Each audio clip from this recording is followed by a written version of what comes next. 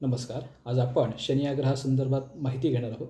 ज्या व्यक्तींच्या कुंडलीमध्ये शनी हा शुभग्रह नियुक्त किंवा शुभ स्थानामध्ये असतो, अशा व्यक्तींना ऐतिहासिक गोष्टींची आवड असते, पुरातन गोष्टींची आवड असते.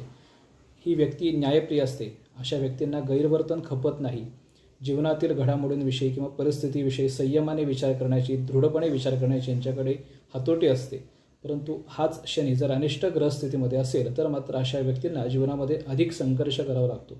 जी गोष्ट इतरांना सहजपणे मिळते तीच गोष्ट मिळवण्यासाठी अशा व्यक्तींना अधिक परिश्रम घ्यावे लागतात. जीवनामध्ये एखादी गोष्ट उशिराने मिळत आहे किंवा आपण केलेले प्रयत्न कमी पडत आहेत हे अशा व्यक्तींना सतत जाणवत राहते. अशा व्यक्तींनी तेलात तळलेले पदार्थ शनिवारी गरिबांना दान करावेत. तसेच त्या संदर्भातले अन्य उपाय देखील करावेत. आणि हनुमंतांची किंवा शिव आराधना अशा व्यक्तींनी नित्य उपासनेमध्ये करावी.